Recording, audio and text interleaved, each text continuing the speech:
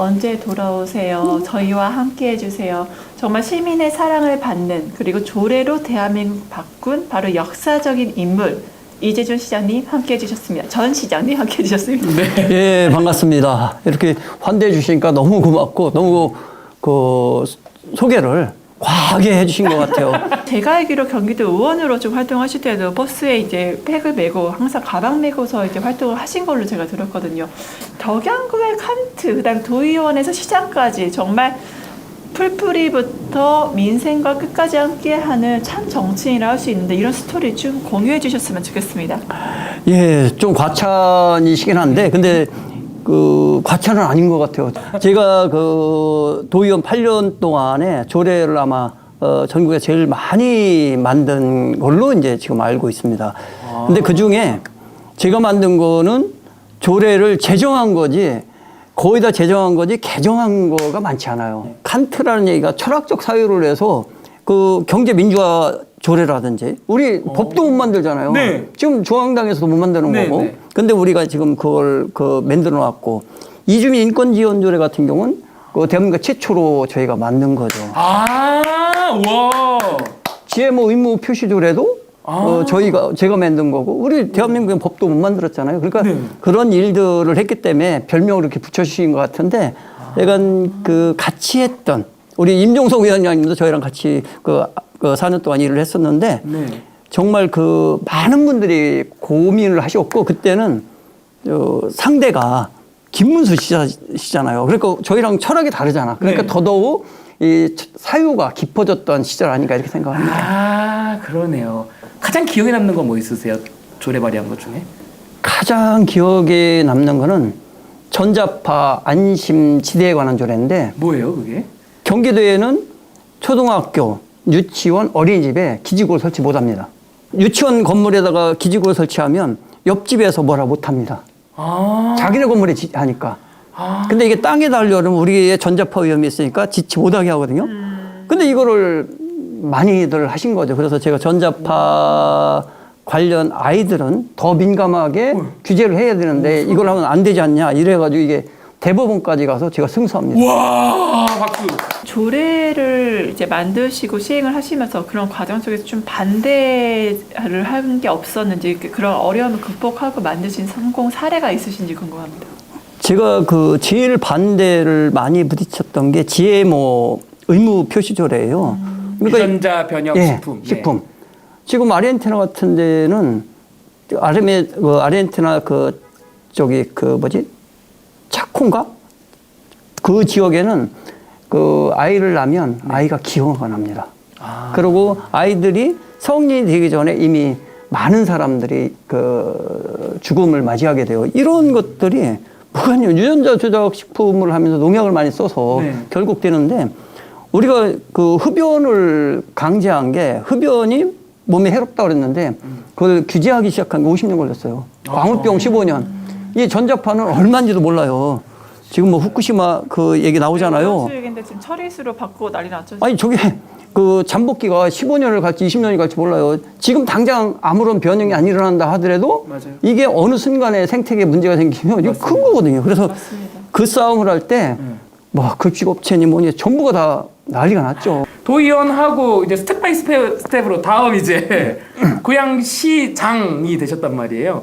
고양시장으로서 추진했었던 정책 중에 기억에 남는 건 뭐가 있으세요? 코로나 때 드라이브 스루가 저희가 만든 거거든요. 아, 진짜요? 그 어떻게 또 올리셨어요? 이거 그냥 드라이브 스루로 하자라고 어떻게? 신천지가 생겼잖아요. 네. 대구에서. 네. 이게 뭐 검사를 할 수가 없는 거예요. 그리고 한 분을 우리가 검체를 하려고 그러면 요만 이제 그 컨테이너로 이제 검사실을 만들어 놨는데 네. 그거서 검체를 하고 그거를 소독해요. 그리고 15분을 비워놔야 돼. 그렇죠. 그럼 한 분 하는데 30분이 걸리는 거 이렇게 해가지고 하루에 몇백 명이 오시는데 이걸 어떻게 해. 오. 그래서 광활한데 밖에서 했으면 좋겠다. 이렇게 해서 이제 만들게 된 거죠. 자, 다음 질문 넘어갈게요. 마치 물 흐르듯이 넘어가네요. 이것부터 여쭤보는 게 아쉽죠. 어떻게 하다가 이렇게 앞에 전 타이틀을 붙이게 되셨나요? 제가 부족했죠. 시민들한테 더 많이 다가가고 해야 되는데 사실상 현실과 원칙 속에서 약간의 이제 어떤 부적합함 이런 것들이 있었던 거죠. 결국 저희가 패인 중에 여러 가지가 있겠지만 어떤 대선에서 진 거 이런 건 빼고 우리 지역으로만 봤을 때는 결국 그 건설 사업하고 저하고 어떤 갈등 아니었을까. 그런 갈등이 예, 그러면 저희가 일기 신도시 지역인데 네. 저희는 일기 신도시 지역에 대해서 리모델링비도 지원해드리고 엘리베이터 바꿔드리고 다 하는데 이거 재건축 500% 준다는 이 얘기를 못 한 거예요. 용적률 올려달라고. 네. 그러니까 용적률 500% 준다니까 이제 그쪽으로 확 쏠림 현상이 있어가지고 그게 제일 컸던 거고 또 하나가 이제 저희 지역에 3기 신도시가 들어오면서 네. 이제 국힘당 정치인이 저를 이제 나쁜 사람으로 만들었죠. 응? 이제 제대로 건설 쪽을 대변하지 않는다 이런 식으로 마타도를 하면서요. 고양시는 대한민국 최초로 미래용지라는 미래용지 지정에 관한 조례를 만들어서 미래용지 뭐예요? 3천억짜리 땅을 네. 30년 동안 못 쓰는 거예요. 미래 세대를 위해서? 예. 이제 고양시가 일기 신도시가 30년이 됐는데 그 이후에 어떤 일이 날지 모르지만 우리가 쓰다가 그 건물이나 이런 것들이 노후화됐잖아요. 네. 그럼 우리도 얼마 내야 될 거 아니야. 네. 그래서 이 땅을 그 후대들이 이용을 하든 팔든 이렇게 해서 그럴 때 재건축을 하거나 이럴 때 이 비용을 얼마라도 이렇게 보존을 해서 이걸 하게끔 이렇게 하자. 그 이후 세대가 개발의 모든 권한을 갖게끔 해준 거죠. 좀 고향 시민들에게 좀 하고 싶으신 말씀 영상 편지 남겨주시면 감사하겠습니다. 도시는 사람이 사는 공간입니다. 우리는 그 선거 때가 되면 물질적인 거, 형상적인 것들만 주로 관심을 갖고 얘기하게 되는데 그것이 아니라 근본적으로 어떻게 사람이 더 따뜻해지고 사람과 사람의 관계가 더 가까워질까 이런 고민을 해야 됩니다. 그런 부분에 대해서 제가 폈던 정책은 좀 시간이 오래 걸리고 네. 다른 분들이 보여주는 건 금방인데 그런 차이가 있었던 것 같습니다. 고양시는 무궁무진하게 발전할 수 있고 빈 땅도 너무 많습니다. 근데 이것을 한꺼번에 다 개발해서 한꺼번에 다 살다가 한꺼번에 사라질 수가 없는 것이 인류잖아요. 이러한 것들을 이해해 주신다고 그러면 지금부터 고양시가 좀 더 나아지지 않을까 이런 생각을 해봅니다. 단체장은 무조건 저는 인문학적인 사고 그리고 시간이라는 개념을 좀 갖고 모든 것들을 설계했으면 좋겠다 이런 아쉬움이 있습니다. 지지해 주신 모든 분들께 감사드리고 요새 많이 소환을 하시는데 그 그리움 꼭 담아 드리겠습니다. 고맙습니다. 도의원 생활을 벌써 2번 하고 2번 연속으로 진행을 해서 갔으면 얼마나 하고 싶은 게 많으셨겠어요. 사실은 이번에 재선 못 하셔가지고 풀어놓지 못한 꾸러미들 좀 있으시죠? 많죠. 좀 아쉬운 거 뭐가 있으세요? 내가 재선됐을 거면 지금 이런 거 하고 있을 텐데. 옛날에 책 제목이 사람의 아들이라는 책이 있었잖아요. 있었죠. 이문열. 전 그래서 사람의 도시를 만들고 싶었었는데 이 도시가 사람의 도시가 아니라 건물의 도시가 되는 거예요. 모든 지역, 모든 정치인의 공약이나 선거 때 발언을 보면 건물의 도시, 우리는 어디 있지? 우리가 사라진 도시의 주인이 건물인 게 맞냐? 저는 이 반대를 이제 그거에 대해서 좀 반대적인 생각을 갖고 있는데 정말 사람의 도시를 만드는 거에 모든 분들이 전념을 하신다면 세상이 살기 좋지 않을까, 살기 좋아지지 않을까 이런 생각을 해봅니다. 근데 요즘 고양시 분위기는 어떻다고 해요? 제가 없는 고양시는 뭐 달라졌다기보다는 생각이 방향이 전혀 이질적인 게 존재하고 있다 이런 생각이 들어서 좀 아쉽죠. 그리고 고양시가 나무권리 선언이라는 게 있어요. 나무도 권리 선언? 나무도 권리가 있는 거예요. 나무를 못 뼈. 그러니까 나무를 20년 이상 지나면 못 빕니다. 관청에서 오케이 해주거나 이렇게 할 때, 개발할 때, 이럴 때 비는 거지. 그리고 가지치기도 그냥 싹둑 자르는 거 못 하게 되어 있거든요. 그러니까 미물일지 모르지만 그것도 생명체고 대한민국은 어느 공원을 가도 100년, 200년 된 나무가 없어요. 맞아요. 어느 대학을 가도 대학의 역사를 어떻게 얘기를 하잖아요. 저희 동네 가면 100년 이상 된 초등학교가 되게 많아요. 근데 100년 이상 초등학교 됐는데 100년 이상 된 나무가 단 한 그루도 존재하지 않아. 이게 그 인간의 욕망들이, 욕심들이었죠. 그래서 그런 부분에 대한 아쉬움이 있고, 대한민국은, 제가 고양시장일 때는 고양시에서 한 정책들이, 어쨌든 뉴스를 타고 선도적으로 알려졌었거든요. 안심콜도 저희가 한 거고요. 고양시가 남사로 사이트에 장학습지도 등록을 했고, 그리고 COP 가서 고양시가 대표적인 그 프로젝트 하나를 발표를 하고 그것을 이제 국제기구가 인정을 해서 저희가 하는 것도 하게 되고. 그러니까 고양시 하면 그 새로운 정책의 진원지였었던 거죠. 근데 이제 이런 것들이 지금 윤석열 정부랑 이렇게 맞붙여서 지금 같으면 저희 거 아무것도 채택 안 될 거예요. 근데 그때 당시에는 저희께 너무 좋고 같이 공감하기 때문에 정부랑 저희가 잘 됐던 거죠. 혁신지구도 대한민국 1호가 고양시입니다. 그리고 그 경기도 내에서 도시재생지구가 제일 많은 것도 고양시고. 근데 고양시 가니까 도시재생 지역 많더라고요, 진짜로. 정말 즐겁게 하셨을 것 같아요. 시민들 위해 가지고. 마스크 부상 지원도 저희가 제일 먼저 했습니다. 어머. 우리 시장님이 노무현 대통령님이랑도 같이 일하셨었어요? 김대중 대통령님이랑도 인연이 있고요? 예, 노무현 대통령하고 처음 한 게 이제 96년도 종로 선거 때. 저희가 3등 했죠. 그때 뭐 어떻게 같이 하셨어요? 그러니까 이제 캠프에서 캠프에서 이제 그 비서를 했던 거죠. 선거 캠프의 비서. 그래서 이제 98년도에는 저희가 당선이 되고, 네. 2000년도 선거에는 부산 내려갔는데 저희가 또 졌죠. 네.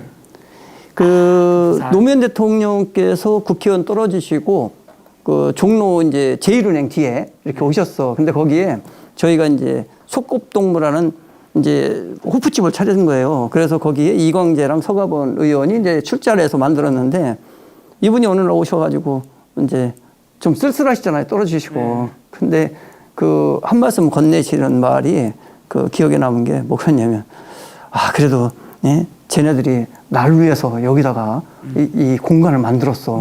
아니, 오갈 데가 없잖아요. 더군다나 3등을 하셨는데, 그때 이명박 그 국회의원이 1등. 예. 그래서 그때 이 쓸쓸함이 지금도 기억이 나는데, 그래서 어쨌든 그 부산에 국회의원 선거까지 가서 내려가서 활동하다가 이제 이렇게 됐죠. 전 시장님께서 기억하시는 노무현은 어떤 사람인지 굉장히 좀 궁금합니다. 너무 인간적이셨죠. 그 형식이 하나도 없었다 그럴까?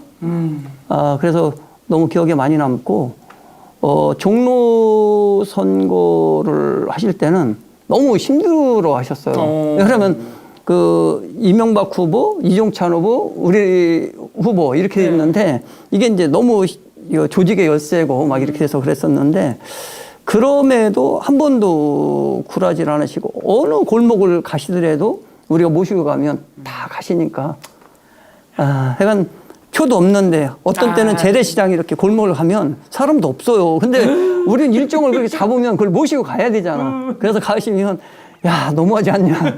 힘드시니까. 근데 어쨌든 그런 모습이 노무현 후보, 그러니까 노무현 대통령님 모습 아닐까. 그런 생각이 좀 듭니다.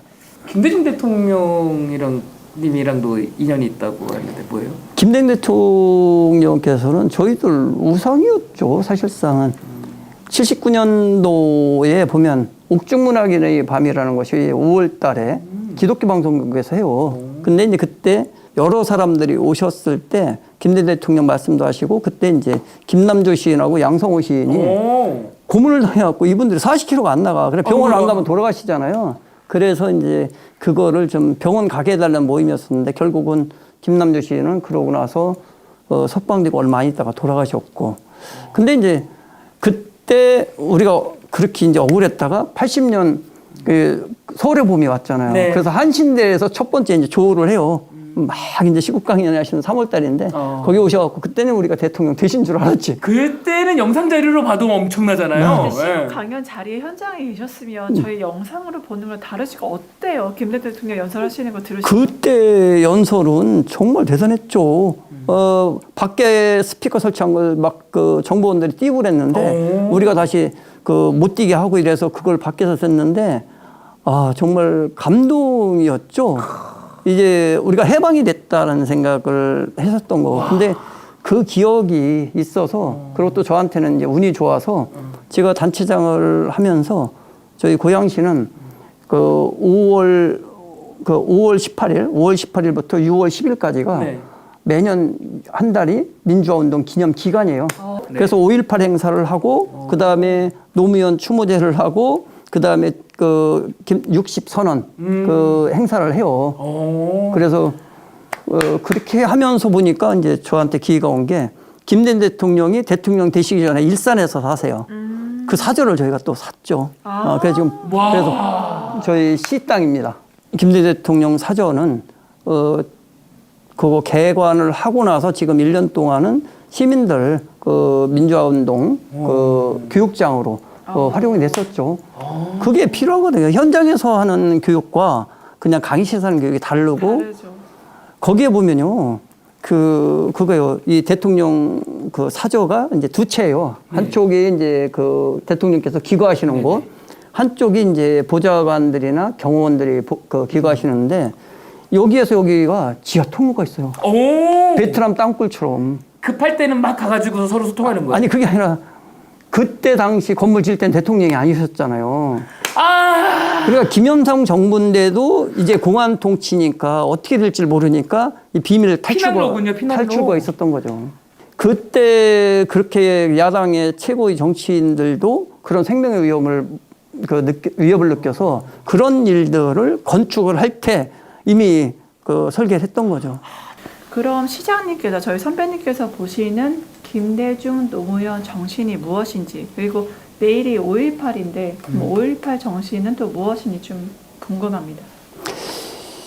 저는 그 어떤 한 가지로 규정하기는 어렵지만 김대중 대통령은 대한민국의 민주화 운동의 총 어떤 근본이다, 산실이다 이런 생각을 하고 그분이 세웠던 인권과 그리고 민주주의라는 거에 대해서 지금 사람들이 그걸 쉽게 생각을 하세요. 우리한테 주어진 게 하나도 없어. 진짜. 지금 윤석열 정부에서 그 검찰 통치를 하고 있잖아요. 그것보다 수십 배가 더 강했던 것이고 금방 무너진다는 거죠. 아르헨티나가 금방 무너지잖아요. 이런 식으로 지금 우리가 갖고 있는 그 민주주의라는 질서가 이게 영속될 거다? 전혀 아니거든요. 우리 민주당원뿐만이 아니라 시민들이 민주주의에 대한 의식과 민주주의를 지켜내고자 하는 그 신념이 없다면 이건 사상국악인 거예요. 그래서 그러한 것들을 심어주셨고 실제 사형선고 몇 번씩 받으면서도 지켜내고자 했던 김대중 대통령의 어떤 민주주의 정신 이거는 우리 당이 정말 지속적으로 당의 모든 훈련 과정 속에서 그 반복해서 교육을 해야 되고 그렇게 해야 된다 이런 생각이 들고 진짜 지금 우리가 보면 김대중 대통령 자제분들 계시지만 부모 자식 간의 만남도 성치 않았고 그 자식들까지 가족들까지 당하는 고통이나 본인한테만 그것이 위해가 가해졌다면 그래도 조금 덜했을 거예요. 그래서 그 가족의 순환사라는 것은 정말 그 같이 했던 동지들까지도 얼마 전에 건너갑 고모님 저희 김대중 대통령 사저 오셔서 우시더라고요. 그러니까 이게 그분들이 얼마만큼 그때 혹독한 탄압을 받았습니까? 그런 것들이 있고 노무현 대통령은 어떻게 보면 지방 분권과 자치 그러고 어떻게 보면 조금 더 그 민주주의라는 기본의 어떤 틀을 쌓는 것보다는 이것을 어떻게 현실 정치에 할까 이렇게 해서 가셔가지고 정말 두 분 물론 또 훌륭하신 분이 되게 많은데 이런 분들의 사상이나 이런 것들은 그 어떤 교과 과정이나 우리 훈련 과정 속에서는 반드시 넣어야 되지 않을까. 우리 그리고 그 중앙당에서 교육하는 거 있잖아요. 그러면 노무현 생가를 가든 내지는 저쪽 그 5.18 광주 묘지 운동 묘지를 민주화 운동 묘지를 가든 그렇지 않으면 저 신안을 가든 이런 걸 가서 그 필수 코스로 이렇게 해줘야 된다. 지금 보면 우리 당의 젊은 그 정치인들이 많이 들으시고 이렇게 하는데 이분들이 현상적인 것만 가지고 아까 이제 그 우리 고양시도 이제 인식의 차이가 있었는데 그런 거예요. 근본적으로 민주주의라는 것이 우리를 살게 해준 것이고 이 토대 속에서 지금 일어나는 여러 가지 신지식이나 신기술들이 발달이 되는 거고 그것이 어떻게 우리가 그 전체 국민이 나눌 거냐 이런 고민이 있는데 이게 없다면 이거 기술 개발했으니까 나 혼자만 쓰면 돼. 이런 식이에요. 그러니까. 이것은 아닌 거거든. 사회는 항상 보면 약자도 있고 능력이 뛰어난 사람도 있고 능력이 부족한 사람도 있어요. 그러면 이 사람들 같이 살아가는 기본적인 토대는 형성된 속에서 나머지의 이익분을 가지고 개인들이 가져가고 이렇게 해서 사는 것이 그 사회지. 그러니까 공유지를 없애고 사회의 안전망을 없애고 이렇게 해서 어느 사람한테 몰아서 발전하는 게 아니거든. 이 공유지가 커지고 있으면 있을수록 여기서 함께 생산하는 사회적 그 자본이죠. 사회적 자본 자체가 커져서 결국은 기술 발달도 더 가게 된다 이런 생각을 하죠. 이제 5.18입니다. 5.18 정신은 좀 저희가 헌법 전문에도 5.18 정신을 계승한다고 명시가 되어 있는데 이건 좀 어떻게 보실까요? 5.18 정신을 계승한다고 헌법에 써있는데 헌법을 제대로 읽은 사람이 없는 것 같아. 님의 그 행진곡을 불러야 되냐 말아야 되냐 이런 그 아예 이하학적인 논쟁을 매년 반복하는데 헌법을 읽은 사람이 어디 있어? 맞아요. 아니 말도 안 되는 것이고 5.18 가보세요. 5.18 그 묘역을 신묘역을 가지 말고 구묘역을 가보시면 거기에 종이학 접어서 해놓고 아이들 그 뱃속에 이렇게 있다가 돌아가시고 막 이런 분들의 처절한 사정들이 되어 있고 그러고 옛날에 보면 지금은 제가 모르겠어요. 구묘역에서 신묘역을 올 때 개인 사유지가 있어요. 옛날에는 그걸 막아놨었어. 그래서 뺑 돌아야 돼. 이것이 우리가 그 여야 내지는 진보와 보수, 개혁과 보수 뭐 이런 사람들의 인식이 다름으로 해서 이런 헌법 정신에 임요과 임무역이 또 왕래가 자유스러워야지 이것까지도 이렇게 굴절되어 있는 이런 현상들 아닐까. 그리고 민주주의 기억해야 됩니다. 제가 그 경기 도의원일 때 민주화운동 기념 조례를 만들어요. 그래서 마성 모란교원에 계신 분들 네. 그리고 경기도에서 민주화운동하다 돌아가신 분들의 묘지 관리비는 경기도가 내줍니다. 이런 행위들이 이러한 그 제도가 만들어져고 아니 마석 모란공원 이렇게 있는 우리 민주화운동 유공자들이나 이런 분들 계신 민주화운동 그 묘역은 조금 민주화운동 묘역으로 지정해도 되잖아요. 네, 그렇죠. 그거를 그 관리비 안 냈다고 딱 집어치면 되겠습니까? 근데 지금 그걸 서울에서 계셨던 분들은 자기가 내고 근데 경기도에서 태어나셔서 하신 분들은 그 경기도가 냅니다. 그러니까 한 사람의 인식이 많은 걸 바꿀 수가 있어요. 네, 준비된 일꾼, 정치꾼이 아니라 정말 일하고 싶은 사람 바로 이재준 전 고양시장님이십니다. 오늘 한번 출연하셨는데 지금 어떠셨어요? 아, 시간이 너무 빨리 가네요. 아니, 그리고 분위기가 너무 좋은 게 이게 꼭 캠핑하는 것처럼 이렇게 돼 있으니까 네. 사실 제가 카메라 보면 막 떨려가지고 말을 못 하는데 그리고 여기 출연한다 그러니까 많이 웃어야 되는데 근데 많이 웃었나 모르겠는데 두 분이 너무 잘해 주셔갖고 제가 그 떨리지 않았습니다. 해요 고맙습니다. 저희 이제 물러가도록 하고요. 저희는 다음 주 이 시간에 다시 돌아오도록 하겠습니다. 여러분 감사합니다. 감사합니다. 아.